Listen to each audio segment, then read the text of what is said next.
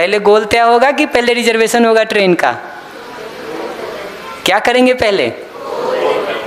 ये क्लियर है? किसी को डाउट हो आराम से रोक लेना। तो ये समझ में आना जरूरी है कि एक हैप्पी और प्रॉस्पेरस लाइफ का मतलब क्या है, ठीक है, ताकि हम उस दिशा में काम कर सकें आगे। ठीक, तो अगर हम इतना सारा विकास चाह रहे हैं, ये सब के बीच में एक विकसित आदमी को भी देखना चाहते हैं, तो विकसित आदमी किसको कहेंगे? जो खुद सुख समृद्धि पूर्वक जी रहा हो, दूसरों की सुख समृद्धि में सहयोगी हो रहा हो, उसको विकसित कहेंगे? या जो खुद परेशान हो, दूसरों को परेशान कर रहा हो, उसको विकसित कहेंगे? किसको कहेंगे बताओ? किसी जगह पे माइक देके तो छोड़ ही दीजिए परमानेंट, ताकि कोई तो नीचे आ रही आवाज बहुत तेज है। तो ये समझ में आना जरूरी है कि हम एक विकसित आदमी किसको कहेंगे। ठीक है, जो खुद सुख समृद्धि पूर्ण जिंदगी जी रहा हो, दूसरों को सुखी समृद्ध होने में सहयोग करता हो, उसको विकसित कहेंगे? या जो खुद समस्याग्रस्त हो, दूसरों को समस्या में धकेल रहा हो, उसको विकसित कहेंगे? जो खुद सुख और समृद्धि से जी रहा हो और दूसरों की भी जीवन में सुख का योगदान दे रहा हो। क्लियर है? किसी को भी कहीं डाउट हो, माइक दे के छोड़ दीजिए, जहाँ से भी पूछना हो बात कर लेंगे। ये बात क्लियर है ना? ठीक है। अब प्रश्न बनता है कि अगर एक बार हमको समझ में आता है कि सुख समृद्धि पूर्ण जिंदगी हमको जीना है, तो उसका तरीका क्या है, क्या करेंगे उसके लिए? ठीक, एक तरीका, उसमें जो जो तरीके समझ में आते हैं मैं उसको क्रम से दोहरा देता हूँ। हम सब अपनी ज़िंदगी को बेहतर बनाने के लिए, सुख समृद्धि पूर्ण बनाने के लिए एक तो उपाय ये कर रहे हैं कि कुछ पैसा, कुछ सुविधा कमाने की कोशिश कर रहे हैं कि नहीं? आज की जितनी पढ़ाई लिखाई हम सब कर रहे हैं, ठीक है, वो सब पढ़ने लिखने का कुल निष्कर्ष ये रह गया है कि एक अच्छी सी नौकरी मिल जाए कि नहीं? नौकरी नहीं मिले तो कितने लोग पढ़ना चाहेंगे? कोई नहीं ना? ये बात समझ में आती? तो ये दिखता है कि मैं पढ़ने से मना नहीं कर रहा हूँ, मैं नौकरी से भी मना नहीं कर रहा हूँ। मैं तो सिर्फ ये बता रहा हूँ कि नौकरी या सुविधा, मुख्य रूप से उसके लिए पैसा, उसके लिए नौकरी, ये हमारा एक लक्ष्य है कि नहीं? होना भी चाहिए, बुरा कुछ नहीं है उसमें, ठीक है, क्योंकि सुविधा की आदमी को ज़रूरत पड़ती है। भोजन करेंगे उसके लिए कुछ संसाधन चाहिए, कपड़े के लिए चाहिए, गाड़ी के लिए चाहिए, मोबाइल के लिए चाहिए, घर के लिए चाहिए, ये सब के लिए पैसा चाहिए होता है। ठीक, तो एक ज़रूरत आदमी की ज़िंदगी में सुविधा की दिखाई देती है, पैसे की दिखाई देती है, होनी भी चाहिए। ठीक, कितने पैसे की नौकरी लग जाए तो लगेगा कि ज़िंदगी सफल हो गई? कौन बताएगा?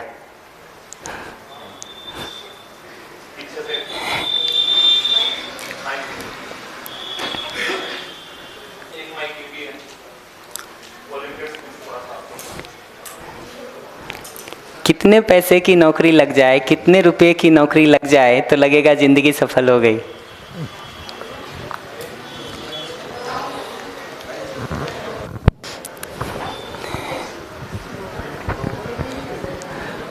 जितने में उसकी सारी ज़रूरतें पूरी हो जाए उतनी। बढ़िया। तो इससे पता चलता है कि ज़रूरत को पहचाने बिना ये तय नहीं हो सकता है कि कितने पैसे की नौकरी से ज़िंदगी सफल हो जाएगी कि नहीं। आदमी ट्राई करता रहता है, 10,000 की लगे 10,000 ट्राई करता है, फिर 15 ट्राई करता है, 20 ट्राई करता है, 30 ट्राई करता है, 40 ट्राई करता है। करना भी चाहिए, ये पैसा बढ़े ज़िंदगी में, सुविधा बढ़े ज़िंदगी में, ये बहुत अच्छी बात है, बढ़ना भी चाहिए।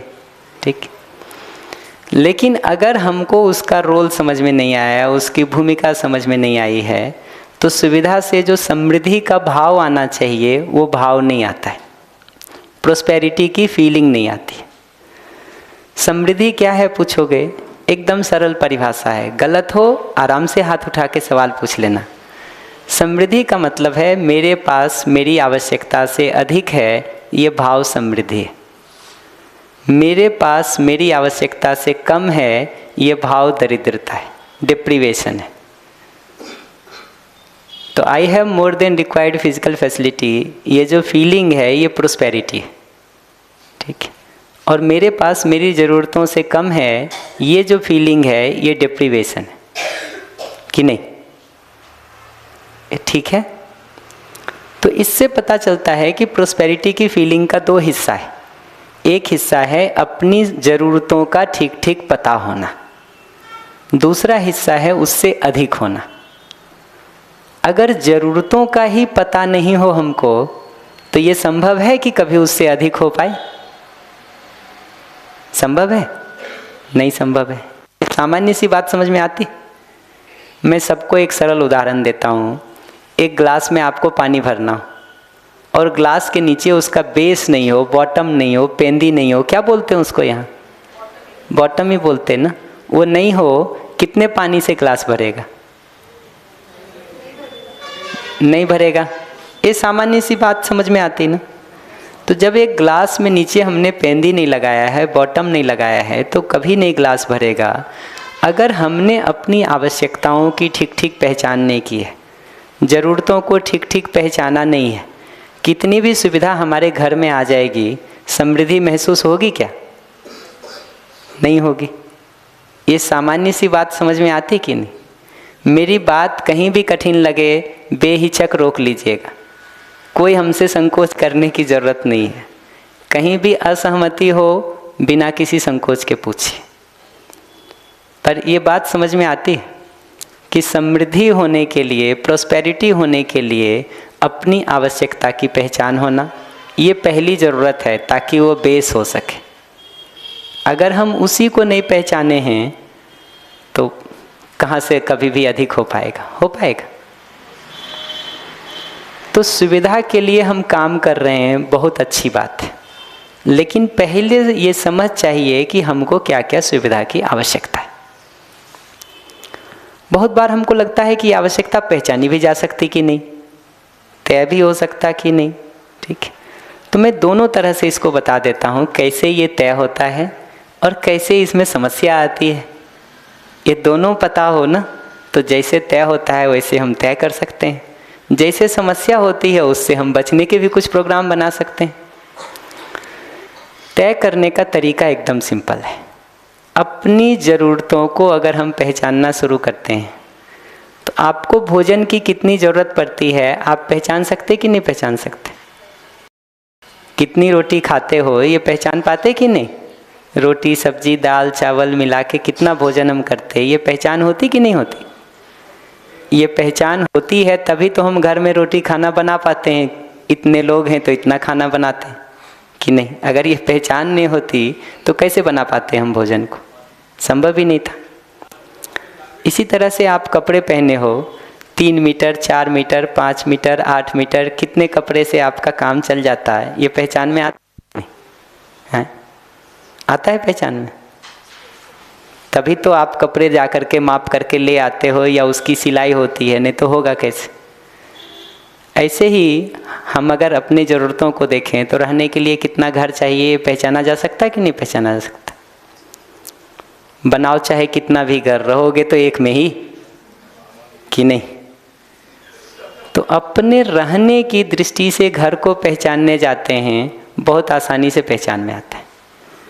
अपने पहनने की दृष्टि से कपड़े को पहचानने जाएं, बहुत आसानी से पहचान में आता है। अपने शरीर के स्वास्थ्य की दृष्टि से भोजन को पहचानने जाएं, बहुत आसानी से पहचान में आता है। और क्या लगता है, अपने शरीर स्वास्थ्य के लिए कपड़ा पहनने जाएं तो उसकी मात्रा पहचानी जा सकती कि नहीं पहचानी जा सकती? How much physical facility we need, how much clothes we require to keep our body healthy, ये बात पहचान सकते कि नहीं पहचान सकते? पहचान सकते हैं? किसी को कठिन लग रहा? नहीं। अब इसी सवाल को थोड़ा पलट देते हैं। इसी सवाल को थोड़ा पलट देते हैं। अगर हम अपने मन में ये डिज़ाइन बना लें कि मेरा कपड़ा बाकी सबसे अच्छा होना चाहिए, ठीक है, अब हम तय कर सकते हैं कि मेरा कपड़ा कैसा होगा? अब ये बाकी सब लोग मिलकर तय करेंगे कि मेरा कपड़ा कैसा होगा कि नहीं?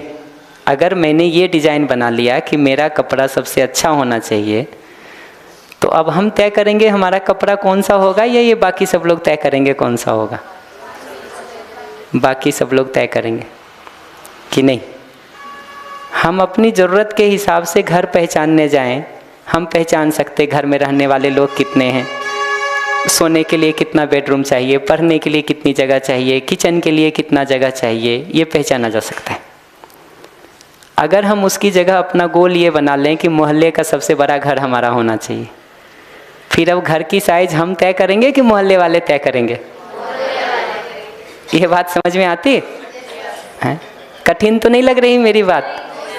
है बहुत रॉकेट साइंस की बात तो नहीं है ना, सामान्य जिंदगी की बात है, हम सब समझ सकते हैं कि नहीं? ये दिख रहा है? किसी को कठिन लगे हमको बेहिचक रोक लेना। तो पहला ये समझना जरूरी है कि ये जो तुलना हम करने जाते हैं ना, तो ज़रूरत पता ही नहीं चलती है। ठीक है, अब तो ये बाकी सब लोग तय करेंगे कि हमारे पास क्या होना चाहिए। हमको बात करनी है लोगों से, मोबाइल कैसा होना चाहिए हम पहचान सकते। ठीक है, अगर हम उसकी जगह ये ले लें कि क्लास में सबसे अच्छा मोबाइल मेरा होना चाहिए, अब हम अपनी ज़रूरत नहीं तय कर सकते कि मेरे पास कौन सी मोबाइल होनी चाहिए। अब तो ये बाकी सब दोस्त हमारे तय करेंगे कि मेरे पास कौन सी मोबाइल होनी चाहिए कि नहीं। ये सामान्य सा गणित समझ में आता ना। तो जैसे ही हम तुलना में जाते हैं, हमको अपनी ज़रूरत पहचान में ही नहीं आती है कि ज़रूरत क्या है। ऐसा होता है? नहीं होता है।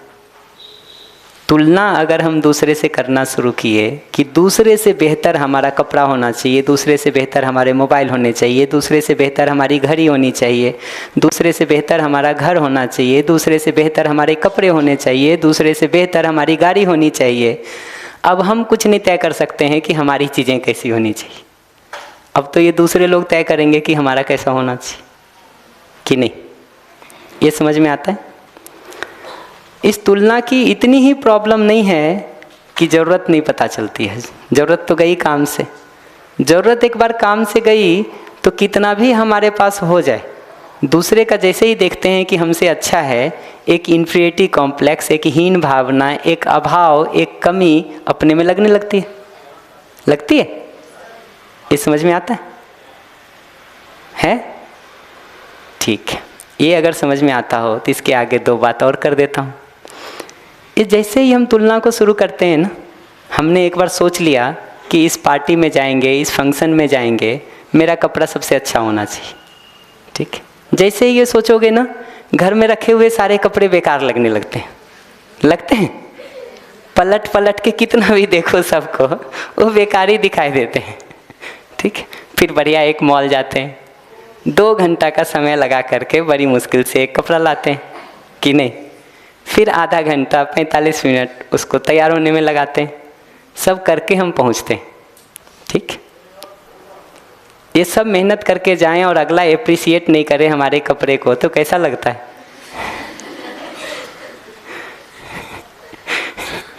पता है ना, कोई जिसको उत्तर नहीं पता हो बेहिचक हमसे पूछना। ठीक, ये सब मेहनत करके गए ना जी। पहले घर के सारे कपड़े को देखे, वो बेकार लगा, मॉल गए 2 घंटा लगा करके, वहाँ से कोई कपड़ा लाए, फिर तैयार होने में समय लगाए, उसके बाद भी अगर किसी ने अप्रिशिएट नहीं किया तो लगता है सब मेहनत बेकार चली गई। ठीक है, मैं तो इतना ही नहीं कहता हूँ, इससे आगे भी कहता हूँ कि आप बहुत बारीकी से देखेंगे ना, तो पार्टी में पहुँचा हुआ हर आदमी दूसरे को दिखाने में लगा है। देखने की फुर्सत किसको है? रहती किसी को फुर्सत? हर आदमी अपना फ़ोटो खींच के फेसबुक पे, व्हाट्सएप पे, इंस्टाग्राम पे स्टेटस लगाने में लगा है। देखता तो मजबूरी में है आदमी दूसरे को कि नहीं। ठीक, ये समझ में आता? अब चलो देख भी लेते हैं, मजबूरी में ही सही, दिख ही जाता है। अब देखना पड़ता है जी, दूसरे को अप्रिशिएट नहीं करोगे दूसरा कैसे करेगा तुमको? तो बहुत सारे कारणों से करना पड़ता है। आप उसके पोस्ट को लाइक नहीं करोगे तो आपका पोस्ट कैसे लाइक करेगा जी, कि नहीं? तो ये हिसाब लगाना पड़ता है।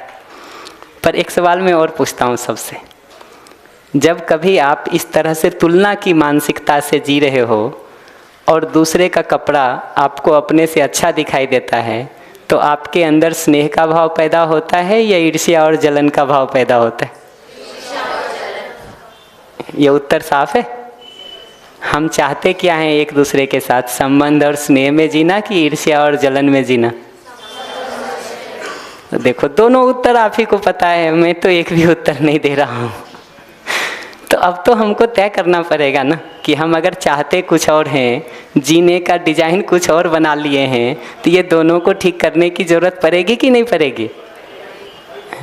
चाहे दिल्ली जाना, ट्रेन में बैठ गए हों कलकत्ता वाली, तो बैठे रहेंगे कि उतर के गाड़ी बदलेंगे? आपको सब पता है, देखो आपको समस्या भी पता है, आपको उपाय भी पता है, तो मेरा तो कोई काम ही नहीं है जी। मेरा काम तो 2-4 सवाल भर पूछना है कि नहीं?